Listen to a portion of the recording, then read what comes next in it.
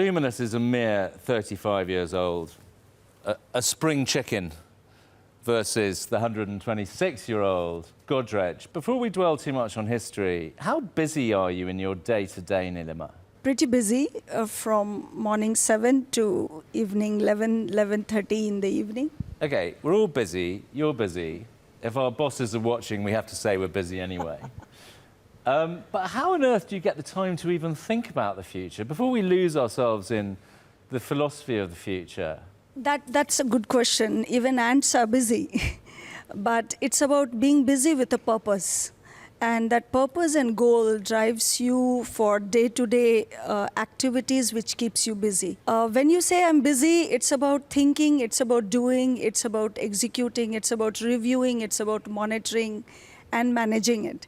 So that's what keeps you busy, out of which probably a lot of things is on what's long-term and what's short-term, and balancing most of the time, which is you're striving to balance the long-term versus short-term, which keeps you busy. But you need as you're kind of alluding to, you need a future focus to provide meaning to the busy present, right? Absolutely. How do you create that context? Do you sort of say, well, the future is quite hard to judge, so you navigate it like Manos through a series of institutional values? Or are you as luminous, and you've done quite a few things, Neelima, in your career, do you get into sort of future gazing, forecasting, all that kind of stuff? By nature of my job, since I lead strategy and transformation for Luminous along with marketing, so to me, probably it's a bit easier versus any other marketeer, because to me, the beginning point was a 5-year strategy and a roadmap which has the complete organization in terms of capability, talent, people, infrastructure, technology, and then there is business and the brand and the goal of the organization. So it's much bigger than marketing. Right? This is not just a marketing thing. So now, since you have that in place, marketing is a section to reaching to that goal, and the most important function to actually lead to that goal. So basically with marketing, what you do is drive business growth, which is keeping it ahead of all the industry trends. You're also making sure that there is complete digital transformation and technology is leveraged to drive those growth for various business functions. Plus, you're having customer-centric strategies which will lead to keeping the growth ahead of the industry trends. Now, all these three things which I talked about is essentially the role of marketing, which actually keeps you busy to actually reach those goals. Okay, so marketing have a pivotal role in understanding the future. Marketing can't do that except in the context of the business, right? They're one part of the business. But Neelima, if you line up 10 marketeers, and we've got, what, 5 or 6 here, what makes one of them any better at future forecasting? Is it their experience? Is it their gut? Is it their insight? Talk to us about that. I think it's a combination of business acumen to understanding consumers better or customers better, because it's B2B, B2C, and it's important to know your customers and consumers well. Along with that is the business acumen, to ability to link the insights to actually leading to a strategy which will lead to growth. I think that is what will set marketeers apart from each other. Well, to that extent, I mean, you've had a trailblazing career, a multifaceted career, Whirlpool, Britannia, Oberoi. It's easier to name the companies you haven't worked for. Has that been helpful to you, that range of experience in thinking about the future? A lot, actually. I would say one is I started my career with sales, so that's the foundation to marketing. To me, sales gives you the ability to understand customers and consumers better. They are the closest to the market, closest to the customers. It also enables you to understand what will drive growth, from profit, from pricing, from revenues, everything you understand there. So to me, what helps is the career of sales to marketing to profitability and business.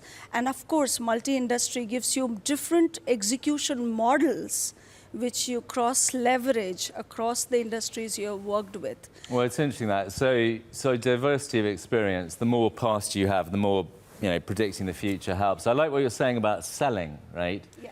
Because it's, whatever the future holds, selling will always be there, right? And that skill of selling, no sale, no money. But Meenakshi, I'll bring you in here slightly. Woman who's done multiple roles in multiple companies, totally monogamous man who's been with one outfit, right? How do you get the diversity into things, right? First of all, do you agree that having a diverse background, and Kevin's had a diverse background, helps? Are you feeling a bit insecure about your mono career?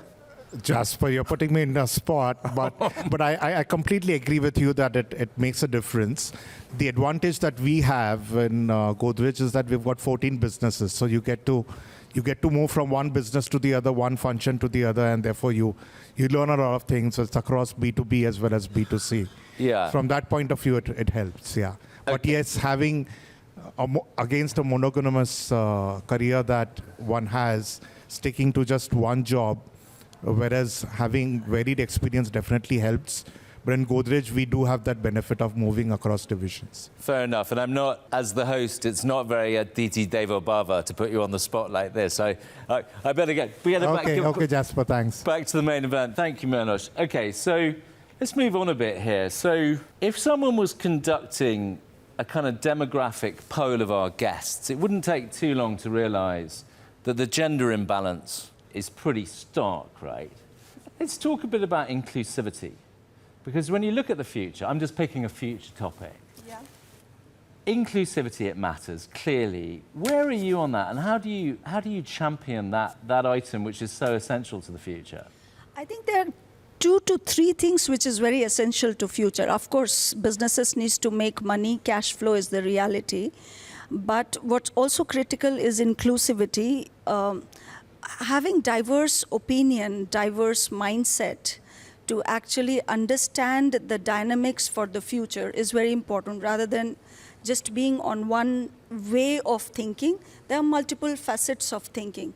So I would say, sadly mistaken, inclusivity, people take men and women, but I always felt inclusivity is about younger and older audience, men and women.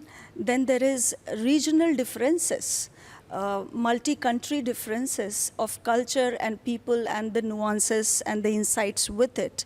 And apart from that is, even more important is technology savvy versus non-technology savvy, because a lot of businesses are very traditional, 35-year-old business, 125-year-old business, a lot of traditional distribution system and setup with people with the new age employees who are joining the organization with newer skill sets, which is more tech-driven. So having this new and old, men and women, and then there is a diverse regional mix of it, and then the country mix of it, is the inclusivity which I would say will give more insights to the future in predicting better trends for the future. Number 2 is sustainability. That's again one of the big impact which I feel for the future. Whatever businesses we are all working in, if it's not sustainable, if it's not relevant to the environment, to the economy, to give it back, to circulate, it's going to be even more challenging times for marketing in the future to stay relevant to the consumer segments. I think this is, I can't think of a better place to wrap this up. That was very elegantly done at the end, this idea that inclusivity is actually openness, and openness surely helps with the future. Sure. And sustainability, you ain't doing it, you ain't nobody these days. You've been a fantastic guest. Thank you. Thank you for coming on Trailblazers. Thank you, ma'am. much. Thank you.